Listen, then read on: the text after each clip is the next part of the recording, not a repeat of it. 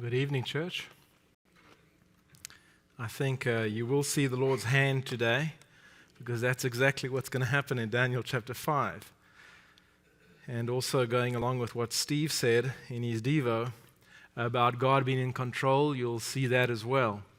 Have you ever been in life where you saw something about to happen and you had no control over it? You just knew it was going to happen? You saw somebody had a bad diagnosis or prognosis in their health, and you knew that there wasn't going to be a good outcome at the end of the day on that, and there's nothing you could do to stop it. How many of you have been on ice and you felt your car start going funny?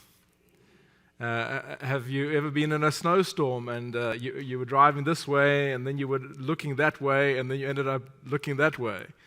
I know Deacons had that experience on the highways between Oklahoma and Colorado.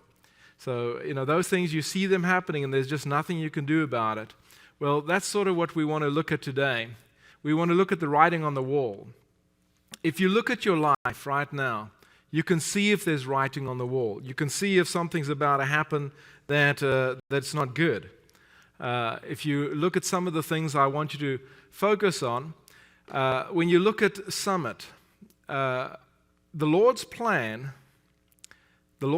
for His church, for the growth of His church, is that everybody be involved. You agree with that?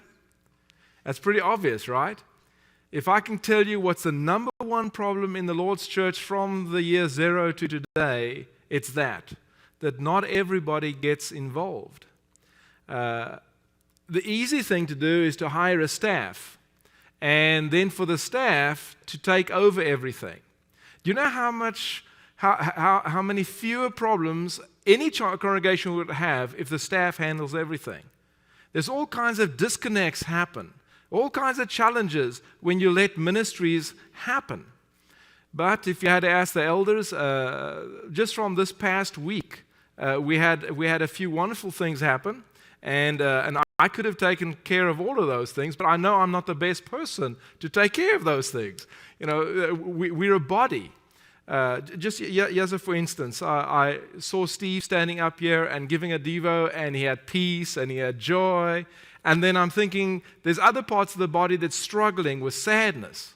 I'm thinking, well, isn't that how the body's meant to work? We bear each other up because we're a big group. We're not just one individual person. There's so many hidden benefits. And so if we want to know where we are, we have to be very honest. Is a lack of involvement the number one thing that you would point out at Summit that we could improve? Or is there something else? It's normally very obvious. You just have to let down your defenses, get rid of denial, and ask those tough questions. Here's another one. Romans chapter 1, 2, and 3 deal with these three: hedonism, judgmentalism, and legalism. Hedonism, giving up to the things of the world, sitting on the bar stool all day. Judgmentalism, where you look at the sins of other people and that makes you feel good about yourself. Legalism is not just adding or taking away from the Bible, it's trying to earn your way into heaven. So, and a legalist, a good definition of a legalist would be somebody that would have 10 rules. And as long as what you're doing, that legalist 10 rules, everything's okay. Well, throw all those rules out, get back to the Bible. Which one of those do you think is the worst? Hedonism, judgmentalism, or legalism? They're all bad. They're all bad. You know which one's really good? Grace. There you go. Hang on to grace. We're not going to make it any other way. I heard of somebody really struggling with their own personal life, and that person comes here pretty regularly, and sees that things are progressing to where this person's going to get pulled more and more in, and is getting scared about that.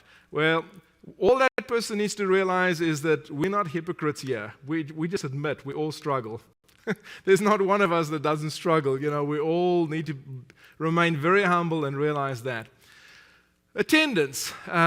Is our attendance as good as what it should be? Is that something we could improve on? Evangelizing. Are we evangelizing as we should? 2 quick questions to ask. 2 things to stop doing that will ensure your place in heaven. Now it comes to the individual. And 2 things to start doing that will ensure your seat in heaven. Every one of us can make that list, and we can think about it. And as we go through this lesson today of Daniel chapter 5, I want you to think about those things. The writings on the wall. If your life isn't like it should be, the writings on the wall. How many of you remember me saying, the way you are living your life right now is pretty much how you're probably going to be living your life when you get in front of God? You remember that? Is that a scary thought? If it's a scary thought, then the writing's on the wall. Then let's see what we can do about changing that. Okay, going to where we start in verse 1, chapter 5, verse 1. It starts with a ball. It starts with a party. Everybody's having a good time. We see that what you don't know behind chapter 5, verse 1, is that Babylon has been besieged by a Persian army led by Ugaburu, governor of Gutium.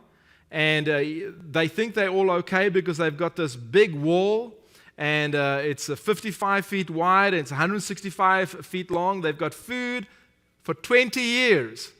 They've got the Euphrates running right through them from the north to the south. So who's gonna be able to get to them? I mean, this is an impenetrable city. And so they couldn't care if the Medes and the Persians are trying to break in there. Archaeologists have also found a large hall where this party probably or could have taken place. It's big enough to seat 1,000 people. It's just a big place with huge plastered walls. And so you see that the city is really strong, and everybody thinks that they're fine, but they're not really. Going then to verse 1, King Belshazzar. That sounds almost like Daniel's name, doesn't it? But it's not. King Belshazzar made a great feast for 1,000 of his lords and drank wine in front of the thousands. Things go wrong when we let our guard down, and oftentimes there's alcohol involved. Just to show you where we were, Daniel chapter 1 starts over there, and you can come down, you can see all these different events happening and some of these different kings that start to come in. Now we have a new king, and he has his cohort or co-region, Belshazzar, and we are right here at 530, where Babylon is being attacked, and it's about to fall to the Persians. So that gives you an idea in the history where we are. So what hastens the judgment? Not only do we have the ball, we have the gall. We have the gall of this guy. And listen to what he does here, Belshazzar. When he tasted the wine, he commanded that the vessels of gold and silver that Nebuchadnezzar, his father, had taken out of the temple in Jerusalem be brought, that the king and his lords, his wives, and his concubines might drink from them. Now, Nebuchadnezzar knew who God was, and so he'd been living a good moral life, a good spiritual life. In fact, I think he affected the whole of Babylon towards being a good country. Well, now there's this generation that grows up, the son, who doesn't know what his dad or has forgotten what his dad knew, and he goes and gets these vessels out of the temple that was in the temple of Jerusalem. What makes you think that this wasn't a very nice guy? Can you see the moral decay there? The concubines, and there's the spiritual downfall because he wants those vessels brought to him. So it says they brought in the golden vessels that had been taken out of the temple, the house of God in Jerusalem, and the king and his lords and his wives and his concubines drank from them. Now, the vessels that we use on the Lord's Day, we have a vessel over here, and it's a symbolic vessel. It's the one cup that the Lord blessed, and it's the one body that the Lord broke. And we take from that one vessel and that one body, and we ingest it inside ourselves. And we are called the what of God? Where does God live? The temple, right? We are the temple of God. And if you want to get a closer look at what I'm talking about, you can look at 1 Thessalonians chapter 4, verses 3 and 4. 1 Thessalonians chapter 4, verses 3 and 4. And you can see that we have vessels that we have to keep in honor. And God, and this is in purity. We have to keep these vessels in purity. So do we have vessels that belong to God? Can you see that? Your body is a vessel that belongs to God.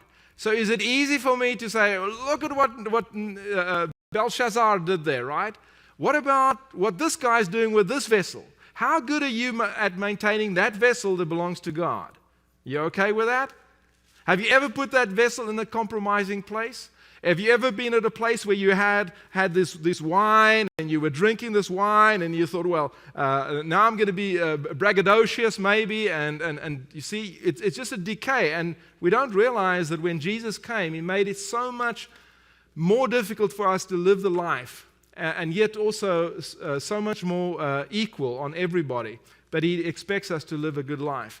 So it says they drank wine, and they praised the gods of gold and silver, bronze, iron, wood, and stone. What happened to the God of heaven?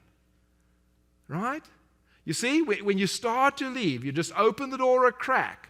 It gets further and further and further open. I've spoken to people who have left the Lord's church and they go and worship at other places. And they say, well, it's not that bad. And the more I keep asking them, the more I keep talking, the more I see that the doors have been opened. And they're a long way off from where they used to be. So what does God use to bring judgment? And here we see the wall. And this is a very, very scary thing. We see the hand.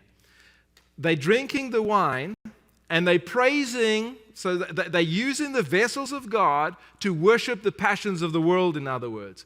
And what happens? Immediately, you see that? Immediately, the moment you take the vessel that belongs to God and you turn it over to the devil, immediately you're in trouble. I'm not saying you jump in and out of grace, but when you start to do this, you take it one step, you make a mistake, let's say, and then the next thing you're doing, you're worshiping a God, passionately worshiping a God. Now, I don't think God's happy anymore. Anybody think God's happy with that? Immediately the fingers, and the NIV says suddenly, the fingers of a human hand appeared and wrote on the plaster of the wall of the king's palace, opposite the lampstand, and the king saw the hand as it wrote. What is scary about that? If you don't know what's scary about that, you're not using your imagination. What is scary about that? You get it? It's not a hand attached to an arm, right? It's a hand. And is it a hand or is it the fingers of a hand? See? The fingers of a human hand. Now that's even scarier, you know? What did that look like? Whatever it looked like, the king's face drained of blood immediately. And then he asked for interpretation, no interpretation, and it drained another time. And there's no indication that he was the only one seeing this. I think everybody saw this. I think they watched the king, and they watched he got a fright, and he stood up. And then he fell, and even as he fell, his knees started to knock together. Have you ever heard the expression, the writing's on the wall? Have you ever heard people talk about when your knees knock together? It's all from chapter 5 of this chapter right here.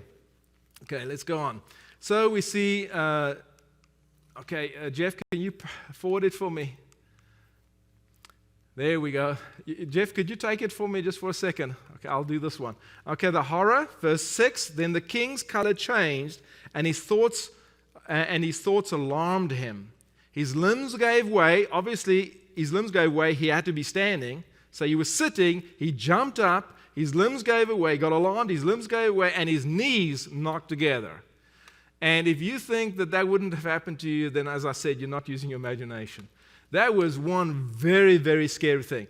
And I think what connected it is the way he was living his life. Somehow he must have known about what his dad had been doing before.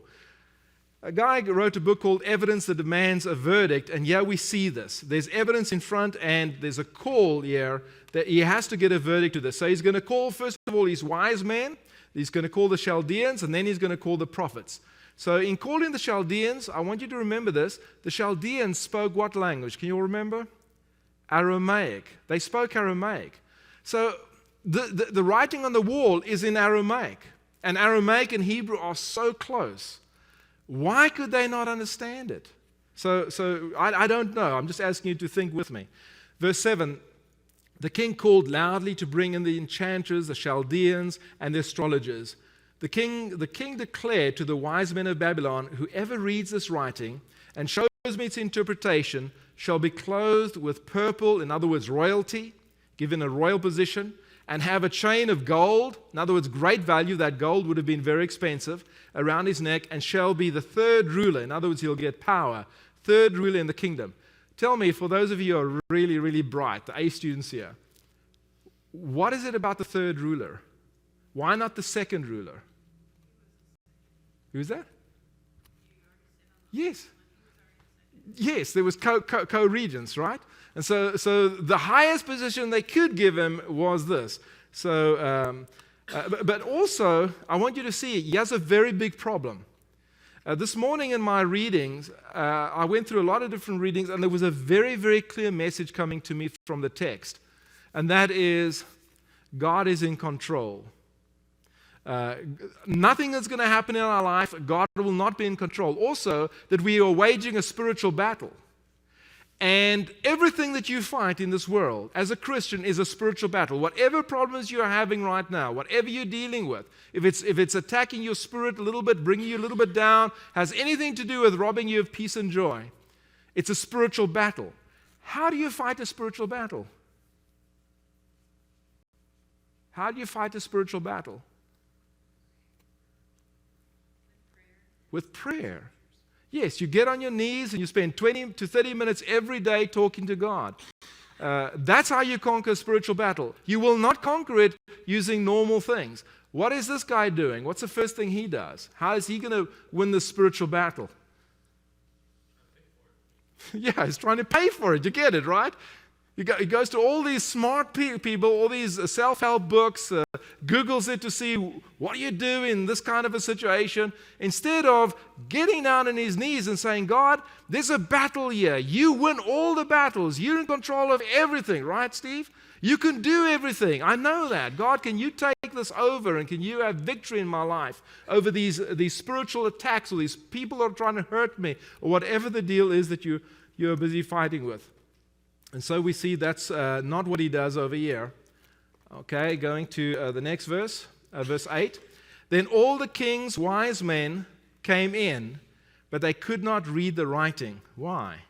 Or make known to the king the interpretation. Why do you think they could? Maybe God kept them from seeing it. Maybe the handwriting was kind of funny. Maybe there was a Babylonian script that this Aramaic had been transliterated in Babylonian script, or they normally do Babylonian script, but I don't think so. Aramaic has been around forever, and people know Aramaic. They stick to Aramaic. They don't change the script. So I don't know why they couldn't see it, but I don't want you to have any doubt that they couldn't see this. I can understand why they couldn't interpret it. When I show you what the words are, you'll understand. It's not that easy to understand the interpretation. You have to be wise. Also realize Daniel's not a young kid anymore, right? So he can know this. Okay, verse 9. Then King Belshazzar was greatly alarmed, even more ominous now, because the wise people and all the money in the world can't fix this. And his color changed, and his lords were perplexed. So again, another scale comes down. So I believe they perplexed because they can also see the writing. So then we have the second calling now, the prophet's calling, and we find, first of all, a recommendation. Comes from the queen. The queen, and this is not one of his wives who could be the queen. This is either his mother, the queen mother, or his grandmother. I think this is his grandmother. I'll show you why in just a little bit. The queen, because of the words of the king and his lords, there was sort of a panic, I believe, coming from this room, came into the banqueting hall, and the queen declared, O king, live forever. Let not your thoughts alarm you, or your color change. She's obviously worried about him. Verse 11, there is a man in your kingdom, and this is why I think it's a grandmother, because she would have remembered what Daniel had done. There is a man in your kingdom. Oh, by the way, the reason it can't be the queen is because all the wives, remember, were in that room. She came into the room. So that's another reason. Verse 11, there is a man in your kingdom in whom is the spirit of the law of the holy gods. The days of your fathers, light and understanding and wisdom, like the wisdom of the gods, were found in him. And King Nebuchadnezzar, your father the king, made him chief of the magicians, enchanters, Chaldeans, and astrologers.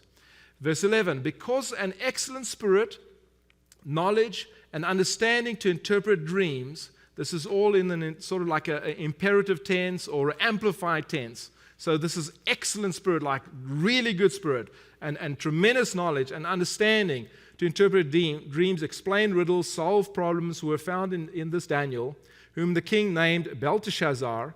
Now let Daniel be called, and he will show the interpretation. So that's the recommendation. He has a reward. He hears the same reward that the others heard. Then Daniel was brought before the king. He answered and said, the king, you are the Daniel of the exiles of Judah, whom the king your father brought from Judah. I have heard of you, that you have a spirit of the gods in you, and that light and understanding and excellent wisdom, again this is absolute tense, are found in you. There's a lot of repetition in Hebrew and in Aramaic. Now the wise men, the enchanters, have been brought in before to read this writing and make known to me its interpretation, but they could not show this interpretation of this matter. But you've heard, and he's going to tell them again the same reward. So we skip to verse 17, we find the refusal, and he says, let your gifts be on yourself and give your rewards to another. Maybe he looked ahead and he saw what was on and he understood. This guy's not going to be in power long. I don't know. But he's basically saying, Steve, God cannot be bought. Right? You can't blackmail God over here. Nevertheless, I will read it and I'll make the interpretation. So he has the rebuke. The rebuke is, first of all, that the dad learned this lesson and the son didn't learn it. So here's the lesson that the dad learned. And he goes and he does sort of a summary of chapter 4 that we did last week. O king, the Most High God gave Nebuchadnezzar your father kingmanship and greatness and glory and majesty. So here we have, he's going to also compare this great king Nebuchadnezzar, who knew who God was, to Belshazzar, who is not really a great god. He's sort of a co-regent. He's not a god, but a much lesser regent. And yet, look at how inferior you are. And he was humble. This really great king became humble, but you, this lesser king, makes yourself proud. So that's what's going to happen. In verse 19, and because of the greatness he gave him, and then he lists 1, 2, 3, 4 things in verse 19. Whom he killed. Whom he would keep alive, he kept alive. Whom he would raise up, make proud. In other words, he made proud. Who he would humble, he made humble. Verse 20. But when his heart was lifted up in the spirit, remember what God did? God made him like an ox in the field with dew on his body. And so verse 21, it says in the last sentence there, or last few lines, until he knew that the Most High God rules the kingdom of mankind and sets over it whom he will. So that's the lesson of the Father, and here is the lesson of the Son, that the lesson of the Son spurned. Verse 22. And you, his son, Belshazzar, have not humbled your heart. You've not learned the lesson of pride of Daniel chapter 4. There's so much that goes wrong in our life if we are proud. Steve, to understand that God is in control, that's probably the main thing we have to learn, right? The humility and pride. You said people won't fly, for example, because they have a phobia. Well, you can have all kinds of phobia. You don't have to leave the house. You may have a fear of lightning, I don't know, like my little dog does. But God is in control. Once we know that, all that will go away. And so the son, Belshazzar, have not humbled your heart, though you knew all this. In other words, he's saying you were aware of this, right? That's what the text is saying there. Verse 23, but you have lifted up yourself against the Lord of heaven, and the vessels of his house, see, there it is, comparing us as vessels now as well. The vessels of his house have been brought in before you, and you and your lords, your wives and your concubines have drunk wine from them. And you have praised the gods of silver and gold, bronze, iron, wood, stone, which do not see nor hear or know, but the God in whose hand is your breath. Now, you see anything funny with that word there? Okay, you see that? You pick that up? Your hand, your life is in whose hand? In God's hand, that same hand that wrote on the wall, right? That's pretty obvious there. Is your breath, and whose are all your ways you have not honored. In other words, with knowledge of God, yet you failed him. Verses 24 to 28. First of all, go on to the next slide. You'll see the actual writing there. And so that's what it looks like. Let's see, that is Mina, let's see, Tekil, and that's a Vav over there. parsin. So as it's busy writing over there, it's a mathematical equation. It's not like any language you would normally see. That's a portion, that's a shekel, and that's a half of a shekel or a split shekel. So that's a singular. Those two words are the same. And this one's also singular, and then it comes to a plural. So he's saying, you're going to take this thing that's one, I'm going to split into two, and it'll be a plural. I'm about to take the kingdom away from you. But even showing you that, it's very hard to understand that that's what the interpretation is from those words. Then from his presence, the hand was sent, and this writing was inscribed. And this is the writing that was inscribed. Mene, mene. And again, as I said, that's a singular, and it means number or to reckon. So it's the scale that's going to be used. Something's going to be weighed. Tekel, there's the verb form, and it means to weigh. And parsin is a split or to be broken up. So over there you can see very clearly it's talking about numbered, weighed, and divided. So what's the interpretation of this? This is the interpretation of verse 26 of the matter. Mene, God has numbered the days of the kingdom and brought it to an end. So mene means he has the scales. It's being weighed. So think about your life. You're the vessel of God. Are you being weighed? Are you being weighed? You're being weighed right now. Verse 27, tekel. You have been weighed in the balance and found wanting. You are the weight, let's say, of a shekel. And that's not enough. You should weigh a shekel, but you're weighing a half a shekel, for example. And so you are very light. You're coming up light in moral and spiritual standards. Parallel text to that would be 1 Samuel chapter 2, verse 3. And then Peres, your kingdom is divided and given to the Medes and the Persians. So final attempt here. We're right near the end. Let's just push through 3 verses. Then Belshazzar gave the command, and Daniel was clothed with purple, a chain of gold, and he gets all of this thing. It's very short-lived. Now, verses 30 and 31. That very night, Belshazzar, the Chaldean king, was killed. So you have the Euphrates going from north to south. So guess what they did as they were around besieging the city? They built a canal, diverted the sea from the north, the Euphrates river, diverted it around. The level sank down, the soldiers came in with very little resistance. And this happened on October the 12th, 539. And then last verse 31, and Darius the Mede received his kingdom, being about 62 years old. And so we have one more slide, Jeff. There we go. This is what you need to think about. You need to think about it for the Summit Church of Christ. You need to think about it for yourself. It's very, very obvious whatever you need to do in your life to be better. You are being weighed. God is weighing you right now. Is he coming up with the correct weight? Or is he finding you wanting? What do you think? He's finding us wanting. He will always find us wanting. What makes us not wanting is the blood of Christ. So we've got to do as much as what we can. And then we've got to completely trust God that he will do the rest. So with that in mind, let's go to our Father in prayer. Father, thank you so much for tonight. Thank you for being with us, keeping us safe. Father, help us to have the wisdom not to deny the writing on the wall, but to know, Father, that where we are today, that it's not too late, that we can change, and that, Father, we can be the people that you want us to be. Help us, Father, to use the vessels, these earthen vessels that you've given us in which your Spirit dwells. Help us, Father, to use them always to the glory of your kingdom. Father, show us where as a congregation we can do better and where as individuals we can be the type of people you want us to be. Father, help the writing on the wall to be positive in our case. Through your Son's name we pray. Amen.